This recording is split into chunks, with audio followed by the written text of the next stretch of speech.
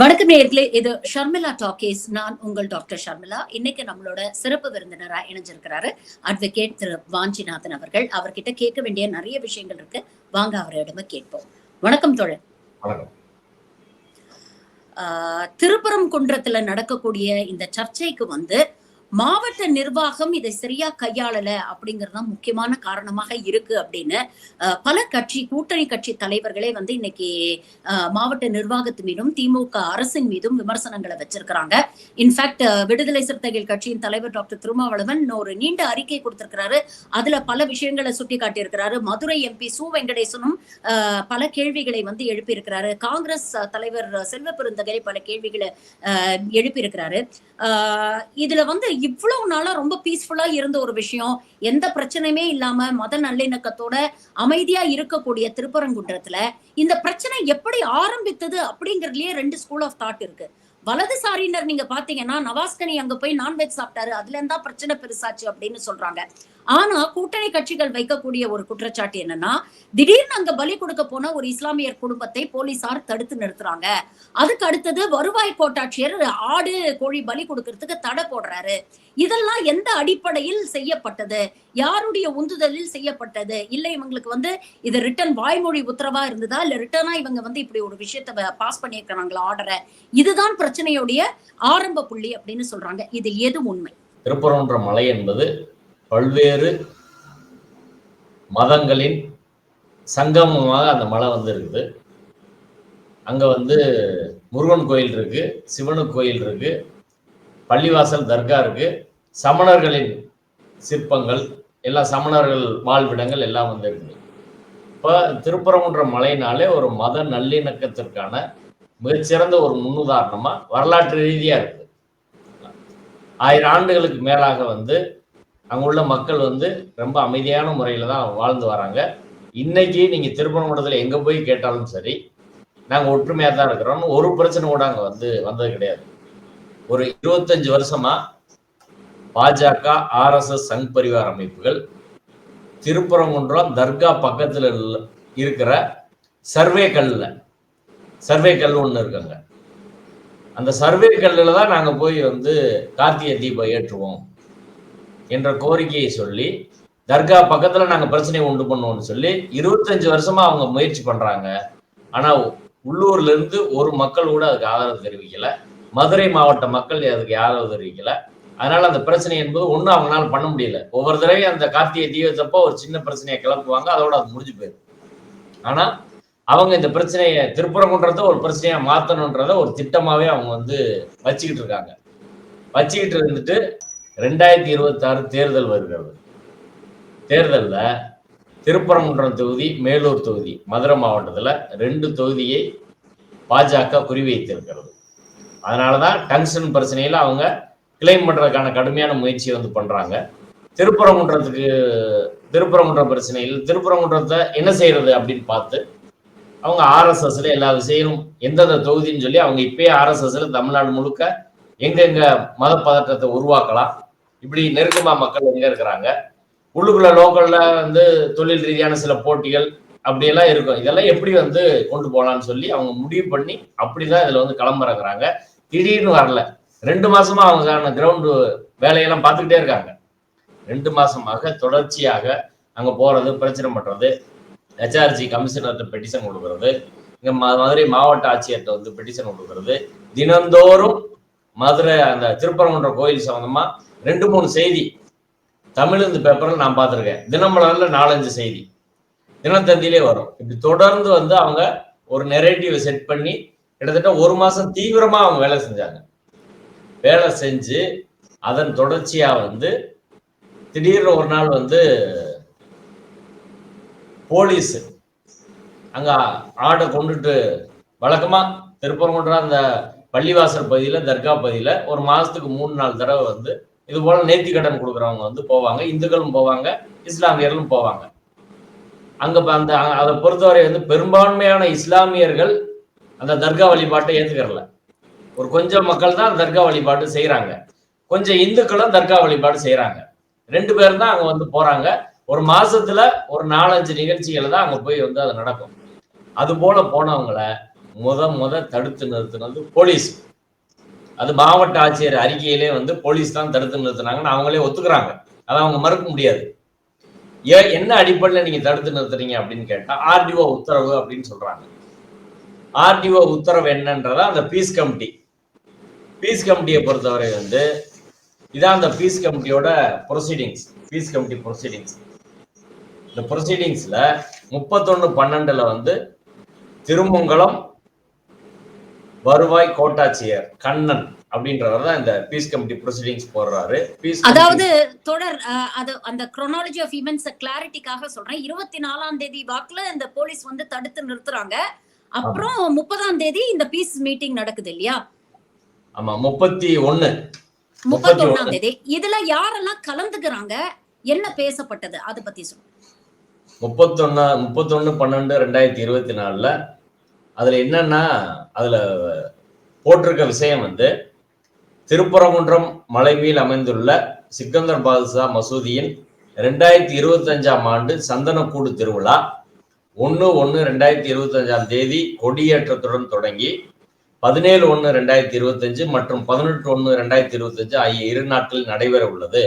இதில் இந்து அமைப்புகள் இஸ்லாமிய அமைப்புகளிடையே ஏற்பட்ட கருத்து வேறுபாடு காரணமாக காவல்துறை, இந்து சமய அறநிலையத்துறை, வருவாய்த்துறை ஆகியோருடன் 31/12/2024 என்று 5 மணிக்கு திருமங்கலம் ஆர்டிஓ வந்து இந்த கூட்டத்தை நடத்தி இவங்க கலந்துக்கிட்டாங்கன்னு சொல்றாங்க. அதில் கலந்துக்கிட்டவங்க திருப்பரங்குன்றம் சிக்கந்தர் பாதுஷா தர்கா பள்ளிவாசல் தலைவர் அக்பர் கான், அதுக்கப்புறம் செக்ரட்டரி ஆலோசகர், அப்புறம் அவங்க வழக்கறிஞர் பொருளாளர், அதுக்கப்புறம் உதவி காவல் ஆணையர் திருப்பரங்குன்றம், உதவி காவல் ஆணையர் சிறப்பு நுண்ணறி பிரிவு மதுரை, வட்டாட்சியர் திருப்பரங்குன்றம், காவல் ஆய்வாளர் திருப்பரங்குன்றம், செயல் அலுவலர் துணை ஆணையர் சுப்பிரமணிய சாமி திருக்கோயில் திருப்பரங்குன்றம், காவல் ஆய்வாளர் சிறப்பு நுண்ணறி பிரிவு மதுரை மாநகர், வருவாய் ஆய்வாளர் திருப்பரங்குன்றம், கிராம நிர்வாக அலுவலர் திருப்பரங்குன்றம் கிராமம்.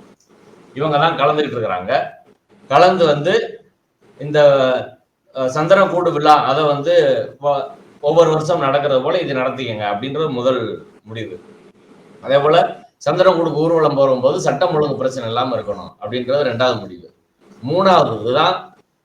3வது முடிவு தான் மேற்படி மலை மீது உயிர் பலி கொடுக்கும் நடைமுறை தொடர்பாக இந்து சமய அறநிலையத்துறையினரால் ஆட்சேபனை தெரிவிக்கப்பட்டது அப்படின்னு சொல்றாங்க. மேலும் இது தொடர்பாக போதிய ஆதார ஆவணங்களை மேற்படி தர்கா உறுப்பினர் மற்றும் இந்து சமய அறநிலையத்துறை ஆகியோர் சமர்ப்பிக்கவில்லை என்பதால் இந்நேர்வு தொடர்பாக உரிய நீதிமன்றத்தின் மூலமாக பரிகாரம் தேடிக்கொள்ள வேண்டும் அப்படின்னு சொல்லி பீஸ் கமிட்டியில அவங்க முடிவு எழுதுறாங்க. இந்த பீஸ் கமிட்டியில என்ன நடந்துச்சு அப்படின்னா, இந்த ஆர்எஸ்எஸ் சங் பரிவார் அமைப்பை சேர்ந்தவங்க யாரும் அதுல வந்து கலந்துக்கல.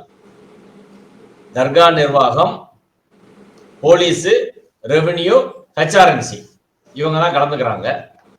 அதுல இவங்க யாரும் இந்து அமைப்புகள் கலந்துக்கிறதுனால அவங்க ஆட்சேபனை பண்றதுக்கு அப்படின்னு எந்த ஒரு பிரச்சனையும் அதுல இல்லை.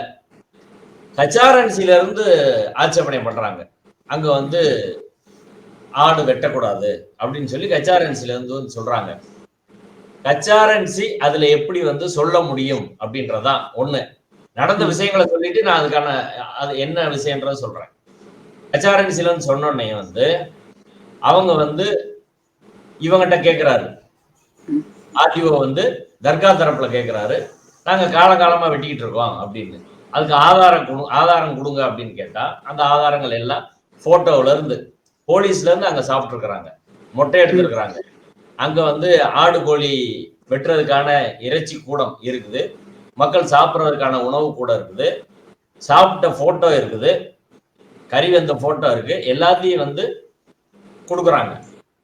இவங்கிட்ட வாங்கிட்டு ஹெச்ஆர்என்சி தரப்புல வந்து ஏசிட்ட வந்து ஆர்டிஓ கேட்கிறாரு, உங்க தரப்பு ஆதாரம் ஆவணம் ஏதாவது கொடுங்க, வெட்டக்கூடாது அப்படின்றதுக்கு ஏதாவது தீர்ப்பு ஏதாவது இருந்தா நீங்க வந்து கொடுங்க.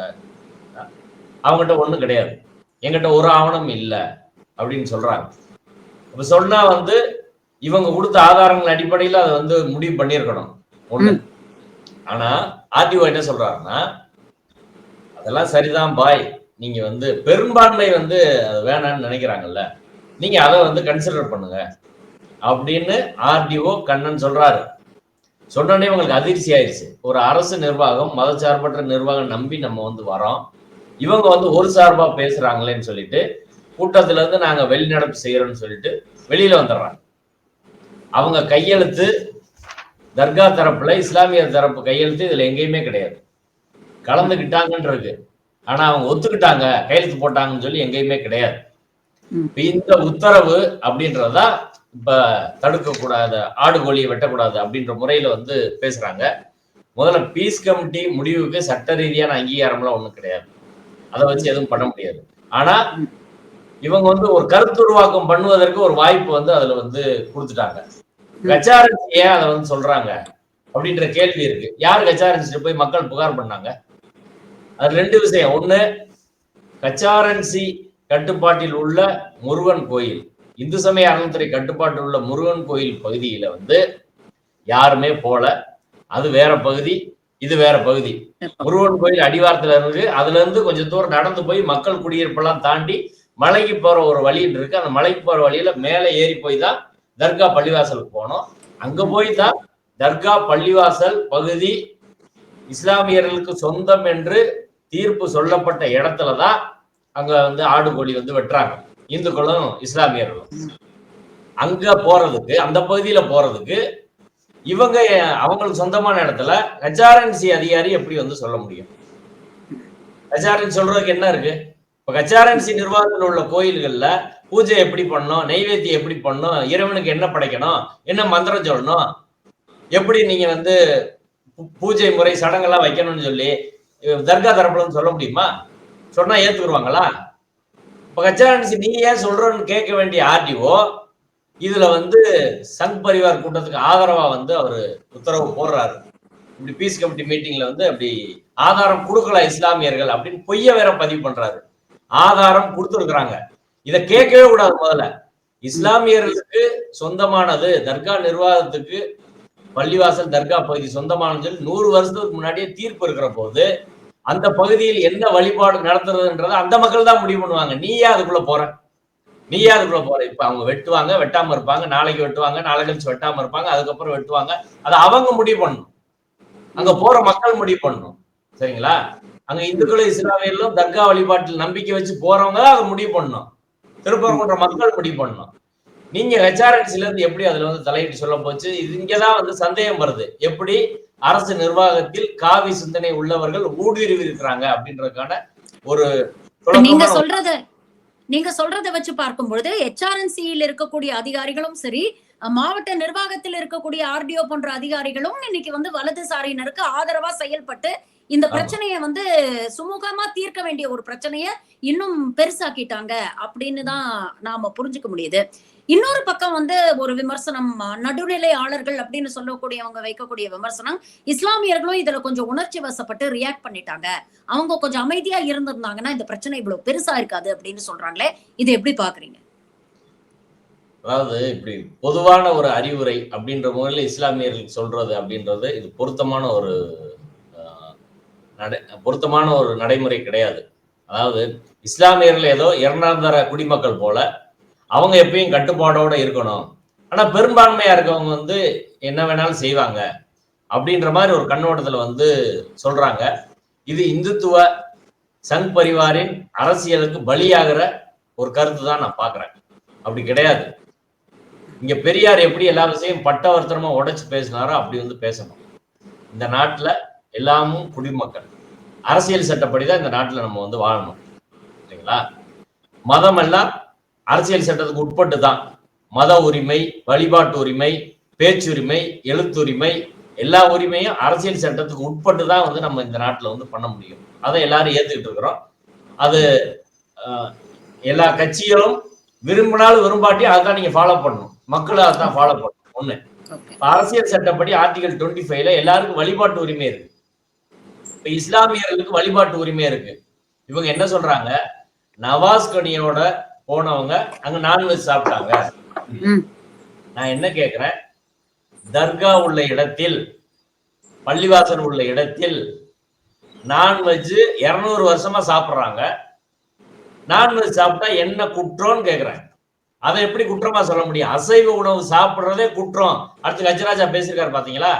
இந்துக்கள் வந்து அசைவ உணவு சாப்பிடுறதுனாலதான் பிரச்சனை, நீங்க சைவத்துக்கு மாறுங்க அப்படின்னு அவங்க எங்க வராங்க? நாளைக்கு பாண்டி கோயில்ல கிடா வெட்டக்கூடாது, குலதெய்வ கோயில்ல கிடா வெட்டக்கூடாது, அழகர் கோயில்ல கிடா வெட்டக்கூடாது. இதே திருப்பரங்குன்றம் முருகனுக்கு, வேடர் குல தலைவன் முருகனுக்கு, குறிஞ்சி நில கடவுள் முருகனுக்கு வெறியாட்டுதல் நிகழ்வு நடந்து ஆட்டை வெட்டி அந்த ரத்தத்தை எல்லாம் கலந்து படையலிட்டு முருகனை வழிபடுறதுதான் சங்க இலக்கிய பதிவு, தமிழர் மரபது. முருகனே நான்வெஜ் கடவுள் தான். பின்னாடி வந்த பார்ப்பன வைதீக மதம் முருகனை கைப்பற்றி முருகனை வந்து சுப்பிரமணியனா மாத்தி, திருப்பரங்குன்ற மலைய ஸ்கந்தர் மலையா மாத்தி, தமிழ்ல அங்க வழிபட்டதை சமஸ்கிருத முறைக்கு மாற்றி கொண்டு போயிட்டாங்கன்றதான் வரலாறு. அதே திருப்பரங்குன்றம் கோயில் அடிவாரத்துல முருகன் கோயில் முன்னாடி இங்க ஆடு கோழி வெட்டக்கூடாது அப்படின்னு ஒரு போர்டு வச்சிருக்காங்க. ஏன் அந்த போர்டு வச்சாங்க? அங்க போய் இஸ்லாமியர்கள் ஆடு கோழி வெட்டுறாங்களா? கிடையாது. முருகமலை கீழே 18ஆம் படி கருப்பு கோயில் இருக்கு. 18ஆம் படி கருப்புக்கு அங்க உள்ள இந்து மக்கள், தமிழ் மக்கள் எல்லாரும் அங்க போய் வந்து ஆடு கோழி வெட்டி பலியிடுறது வழக்கம். ரீசெண்டா வரை அது இருந்துச்சு. பார்ப்பனியம் அதை தடுப்பதற்காக அங்க வந்து வச்சு அதையும் தடுத்துட்டாங்க. இங்க தர்கா சைடு உள்ளது அப்படின்றத பொறுத்தவரை வந்து காலங்காலமா அந்த மரபு இருக்கு. அங்க போய் வந்து நவாஸ்கனி கூட வந்தவங்க சாப்பிட்டாங்க அப்படின்னு சொல்றது என்ன தவறுன்னு கேக்குறாங்க. அங்க போய் சாப்பிட்டாங்கன்னா சாப்பிடதான் செய்வாங்க. நான்வெஜ் சாப்பிடுவது அவமானம் கிடையாது. இங்க பிஜேபி நடத்திய சங் பரிவார் நடத்திய ஆர்ப்பாட்டத்துக்கு வந்தவங்கள 90% பேர் அசைவ உணவு சாப்பிடுறவங்க தான். அதுல என்ன அவமானம் இருக்கு? உணவுல என்ன அவமானம் இருக்கு? இவன் அந்த நிலைக்கு வந்து அவங்க தள்ளுறாங்க. ஒண்ணு. ரெண்டாவது, நவாஸ்கனி வந்ததை பொறுத்தவரை ஒரு சர்ச்சை திரும்ப திரும்ப கிளப்புறாங்க. அதாவது இப்ப கச்சிராஜா அங்க நூத்துக்கணக்கான பேரோட மலையில போய் பஜனை மாதிரி பாட்டெல்லாம் பாடினாங்க. அதை யாராலும் பிரச்சனையா சொல்றாங்களா? காடேஸ்வரா சுப்பிரமணியம் போறாரு, அதை பிரச்சனையா சொல்றாங்களா? இவரு நவாஸ்கனி வக்ஃபோர்டோட சேர்மன், வக்ஃபோர்டோட ப்ராப்பர்ட்டி. அது அந்த தர்கா வக்ஃபோர்டு நிர்வாகத்தில் கீழே இருக்கு. எங்க நிர்வாகத்தின் கீழே உள்ள இடத்துல ஒரு பிரச்சனை இருக்கு அப்படின்னா, இல்ல அவருக்கு சொந்தமா தெரிஞ்சா அதை போய் பார்வையிட்டு அந்த பிரச்சனையை தீர்க்க வேண்டிய பொறுப்பு அவருக்கு இருக்கா இல்லையா? வக்ஃபோர்டு கமிஷன் சேர்மன்ற முறையில அவர் போய் கேட்கிறாருங்க. இது என்ன குற்றம்? அதாவது இதுல பிரச்சனை இஸ்லாமியரா பிறந்து அங்க போனதுதான் குற்றம்னு சொல்றாங்க. வேற ஒரு எம்பி போனா இப்ப பிரச்சனை இல்லை. இப்ப வெங்கடேசன் போனா பிரச்சனை இல்லையா? இப்ப இன்னைக்கு எல்முருகன் போறாரு, அது பிரச்சனை இல்லையா? அப்ப ஒரு இஸ்லாமியர் எப்படி போய் அங்க வந்து நின்னாரு, பேசினாரு, போலீஸ கேட்டாரு அப்படின்றத ஒரு பிரச்சனையா உண்படுறதுன்னா, இஸ்லாமியர்களே 2ஆம் தர குடிமக்களா கருதும் மனநிலை இருந்து வருது. 2வது, நவாஸ்கனி போங்க சாப்பிடல, அப்படி சாப்பிட்டதுக்கு ஏதாவது போட்டோ இருந்தா காட்டுங்க. இவங்க என்ன அதுல வந்து பொய்ய பரப்புறாங்கன்னா, முருகன் மலை இருக்கிற பகுதியில போய் சாப்பிட்ட மாதிரி ஒரு பொய்ய பரப்புறாங்க. அது 1000% வடிகட்டிய பொய். வழக்கமாக திருப்பரங்குன்ற மக்கள் போய் சாப்பிடக்கூடிய தர்கா பள்ளிவாசல் பகுதியில தான் கூட வந்தவங்க போய் சாப்பாடு சாப்பிட்டுருக்காங்க. இவ்வளவுதான் அதுல விஷயம். இது வந்து பொய்ய வந்து திரும்ப திரும்ப அப்படி வந்து சொல்றாங்க. அந்த பொய்க்கு பலரும் பலியாவது, இஸ்லாமியர்கள் உணர்ச்சி வசப்பட்டாங்க அப்படின்றது தொடர்ச்சியா அவங்க அந்த தர்காவுல பள்ளிவாசல்ல தொடர்ச்சியாக அவர் வழிபாட்டு உரிமை இன்னைக்கு மட்டும் இல்ல, தொடர்ச்சியா ஒரு 20 வருஷமா அவன் வந்து கொடிய இது தீப ஏத்தணும்னு சொல்ற காலத்துல இருந்து 25 வருஷமா அவங்களுக்கு நெருக்கடி. அங்க பள்ளிவாசல்ல இருக்கு, 5 வேளை தொழுவு நடந்துகிட்டு இருந்துச்சு. இப்ப வந்து நீங்க இரவுல எல்லாம் அங்க வந்து தொழுவ கூடாது அப்படின்னு சொல்லி ஒரு போலீஸ் அவுட் போஸ்ட் மாதிரி மேல ஒண்ணு வச்சு தர்கா இடத்த போலீஸ் ஆக்கிரமிச்சு நீங்க பண்ணக்கூடாது அப்படின்னு சொல்லி இப்ப பள்ளிவாசல்ல அங்க இவங்க தொழுகை பண்றதை நிறுத்திட்டாங்க. தொடர்ந்து அடுத்து வந்து அங்க வந்து மெயின்டெனன்ஸ் பண்றதை விட மாட்டாங்க, இல்லீகலா போலீஸும் ரெவன்யூவும். அடுத்து அங்க லைட் கூட போட விட மாட்டாங்க. வர்ற பக்தர்களுக்கு எந்த வசதியும் ஏற்படுத்தி வந்து தர முடியல.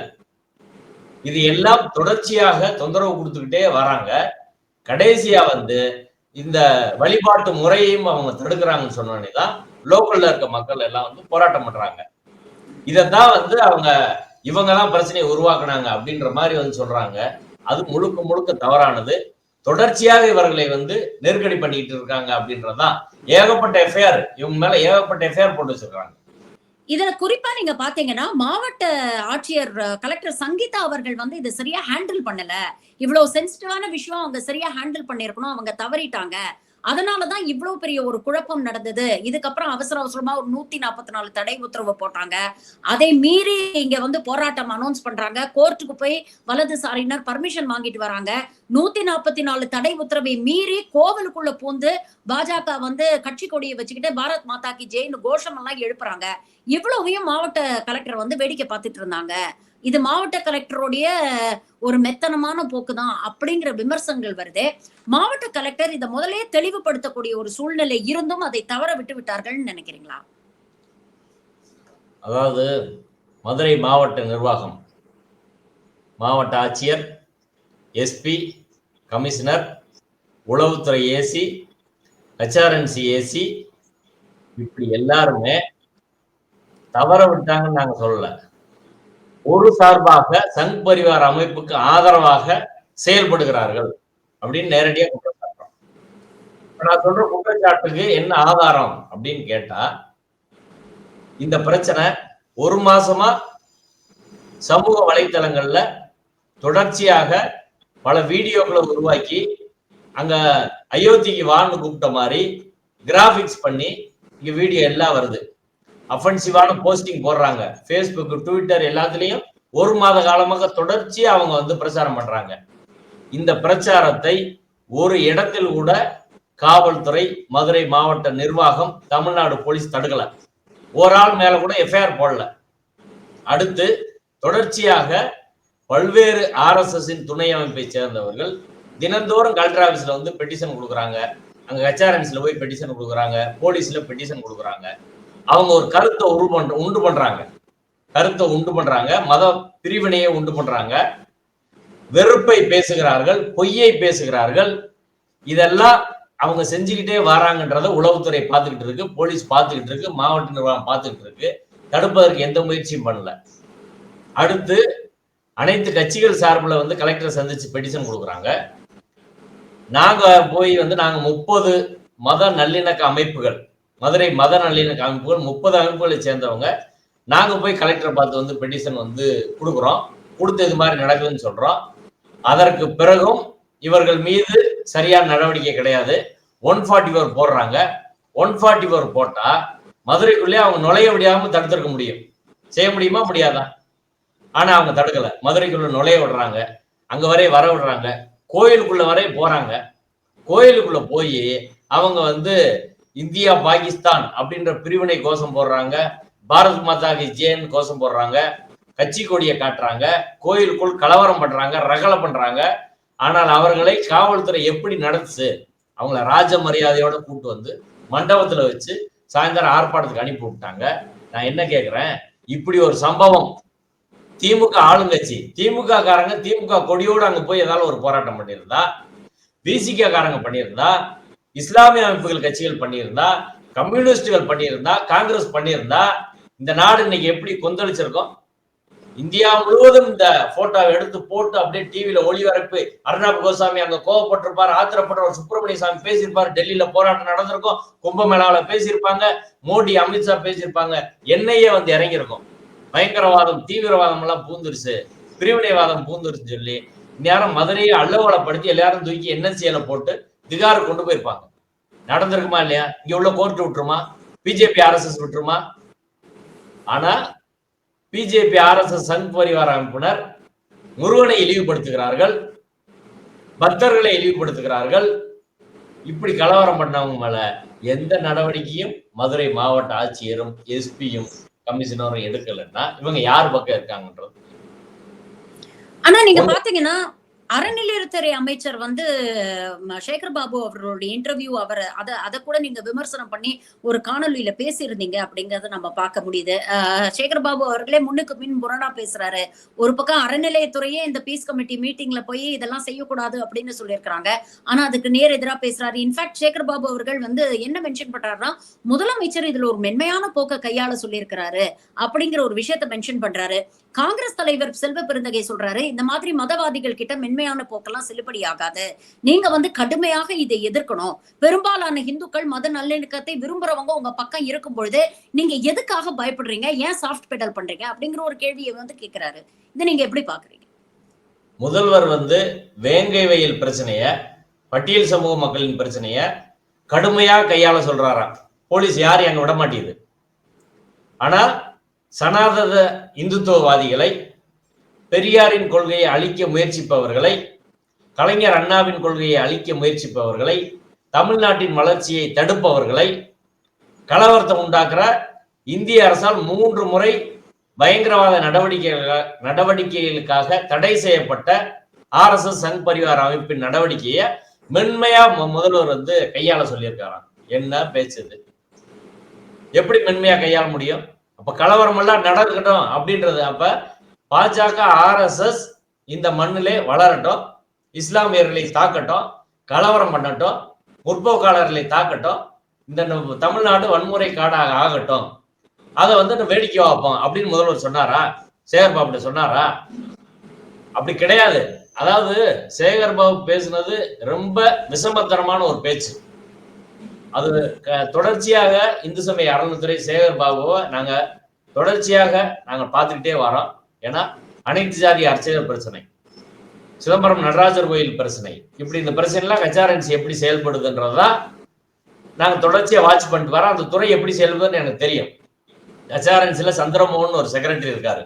அவரும் சேகர் பாபுவும் தான் கிட்டத்தட்ட 100% சங்கி சிந்தனை கொண்டவர்கள். அதுல எனக்கு சந்தேகமே கிடையாது. சிதம்பரம் நடராஜர் கோயில் பிரச்சனை எவ்வளவு முக்கியமான ஒரு பிரச்சனை. தமிழ்ல தேவாரம் திருவாசம் பாடம் விட மாட்டான். நாங்க HRNCல கோர்ட்ல ஆர்டர் வாங்கி வச்சிருக்கோம். தடியடி நடந்து 2008ல அந்த உரிமையை ஆறுமுகசாமியோடு இணைஞ்சு நிலைநாட்டினோம். நாங்க தடியடி ஜெயிலுக்கு போனோம். நாங்க கலைஞர் எங்களை நேரடியா பெயில நாங்க போடல. கலைஞர் நேரடியா கூப்பிட்டு அங்க முதல் முறையா கலைஞர் தான் தீட்சிதர்லையும் கைது பண்ணாரு. கைது பண்ணி சிதம்பரம் நடராஜர் கோயில்ல தமிழ்ல தேவாரம் திருவாசம் பாட வச்சாரு. அவர்களுக்கிடையே இன்னைக்கு மேனேஜ்மெண்ட் டிஸ்பியூட், 2 குரூப் அடிச்சுக்கிறாங்க. கோர்ட்டுக்கு வந்துட்டாங்க. சுப்ரீம் கோர்ட் வழக்குல சிதம்பரம் நடராஜர் கோயில்ல அங்க தவறுகள் பிரச்சனைகள் இருந்தால் நீங்க ஒரு EO நியமிக்கலாம், அந்த பிரச்சனை தீர்ற வரை EO நியமிக்கலாம், தீர்ப்பே இருக்கு. சேகர் பாபு அங்க போனாரு, கணக்கு காட்ட முடியாதுட்டாங்க. ஆனா நடவடிக்கை எடுப்போம்னு சொன்னாரு. இப்ப ஆட்சி முடிய போகுது, என்ன நடவடிக்கை எடுத்தாரு? அதே போலதான் அனைத்து ஜாதி அர்ச்சகர் பிரச்சனையில கோர்ட்ல போய் இவங்க அனைத்து ஜாதி அர்ச்சகர் பிரச்சனைக்கு தமிழக அரசின் நிலைப்பாடுக்கு எதிராக பேசுறாங்க. அதிமுக ஆட்சியில ஒரு ரூல் கொண்டு வராங்க, அர்ச்சகர் நியமனத்துக்கான விதி.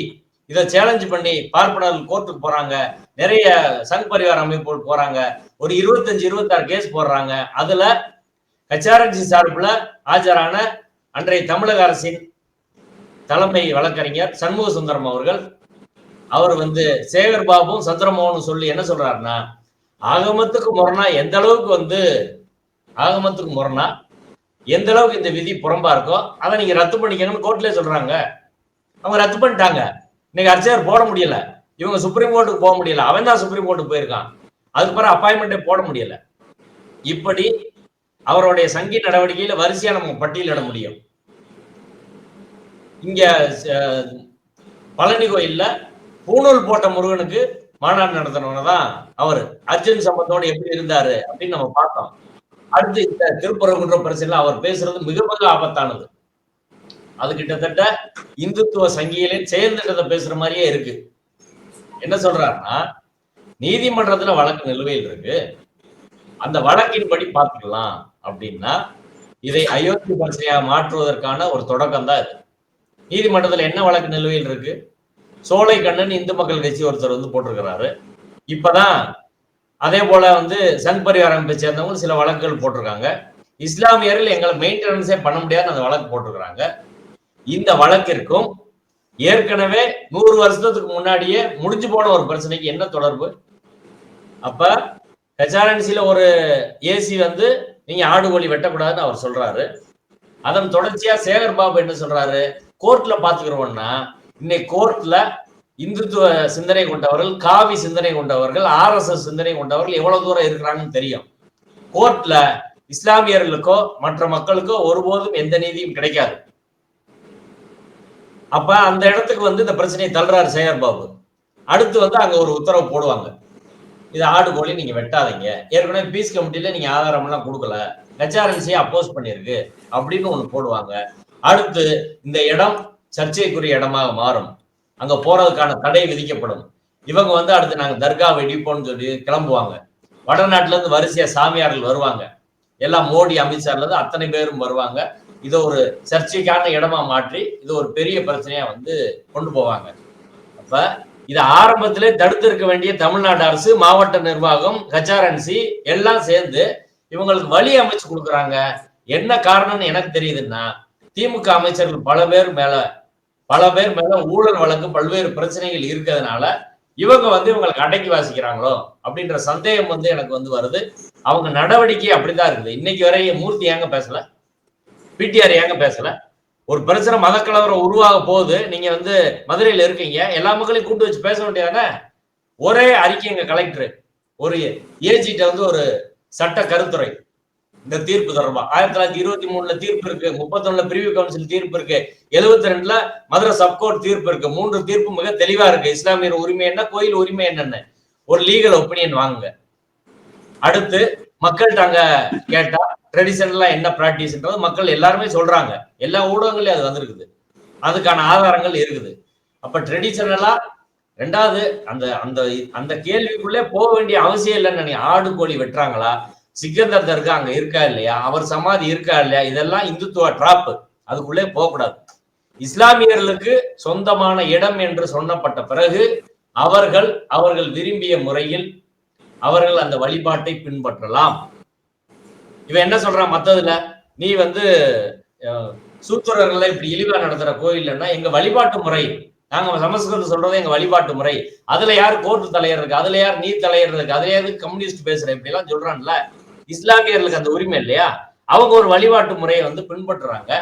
அப்ப இஸ்லாமியர்கள் இடத்துல அவங்க வழிபாட்டு முறையை பின்பற்றுறாங்க, இதை யாரும் தடுக்க கூடாது. அதே போல முருகன் கோயில் வழிபாட்டு முறையில் வேற யாரும் தலையிடக்கூடாது. இது முடிஞ்சு போச்சு, அவங்களுக்கு சொந்தமான இடத்துல அவங்க செய்யறாங்க. இது முன்னாடி இருந்துச்சா பின்னாடி இருந்துச்சா, இப்ப வெட்டினாங்களா அப்ப வெட்டினாங்களா என்ன, இந்த கேள்விக்குள்ளே போகாம இந்த பிரச்சனையை வந்து முடிச்சிடலாம். அதை செய்ய தமிழ்நாடு அரசு தவறுறதா இவ்வளவு பிரச்சனைக்கு வந்து காரணம். அது போற போக்குல கிடையாது, இது அவர்களுக்கு சாதகமா இந்த நடவடிக்கை செய்யப்படும் நான் நினைக்கிறேன். நீங்க சொல்ற மாதிரி வலதுசாரியினர் இந்த பிரச்சனையை அப்படியே விடுற மாதிரி தெரியல. இன்னைக்கு கூட எல்முருகன் அங்க போறாரு அப்படின்னு சொல்றாங்க. தொடர்ந்து நீங்க பாத்தீங்கன்னா முதலமைச்சரையும் தமிழ்நாடு அரசையும் மிரட்டக்கூடிய ஒரு துணியில் தான் எல்லாருமே பேசுறாங்க. ஹெச் ராஜா வந்து இதை இன்னொரு அயோத்தி இஷ்யூ மாதிரி மாத்துவோம்னு சொல்றாங்க. சுப்பிரமணிய சுவாமி முதலமைச்சருக்கு லெட்டர் எழுதுறாரு, தர்காவை வந்து இடம் மாற்றுங்க, ரீலோகேட் பண்ணுங்க, இதுதான் இதுக்கு ஒரே தீர்வு, இல்லைன்னா this will be your Waterloo அப்படின்னு சொல்லிட்டு முதலமைச்சரை மிரட்டக்கூடிய ஒரு துணியில பேசுறாரு. அண்ணாமலை வந்து பேசுறாரு, சேகர் பாபு வெளியில நடமாட முடியாது அப்படிங்கிற அளவுக்கு எல்லாம் பேசுறாங்க அப்படிங்கறத நம்ம பாக்குறோம். இன்னொரு பக்கம் நீங்க அரசாங்கத்து மீது இதை சரியா ஹேண்டில் பண்ணல அப்படிங்கிற ஒரு குற்றச்சாட்டை வைக்கிறீங்க.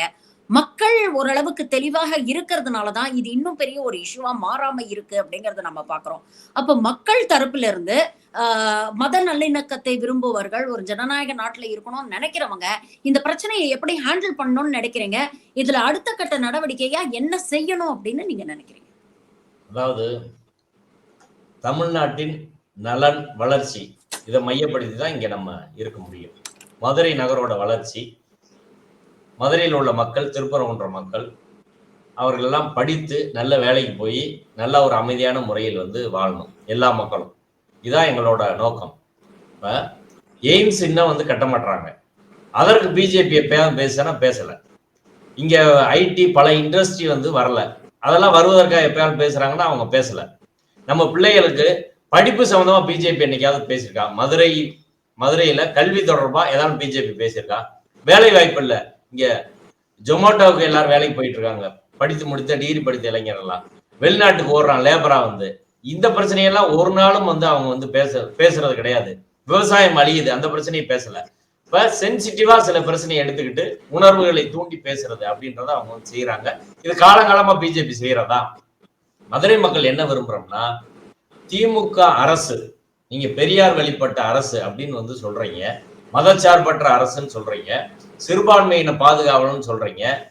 இதெல்லாம் இருந்தாலும் கூட நீங்க தமிழ்நாட்டின் வளர்ச்சிக்கு எதிராக கலவரத்தை உருவாக்க முயலும் சங் பரிவார் கூட்டம், அவன் இந்தியா முழுவதும் ஒரு நெரேட்டிவ் வந்து செட் பண்றான்.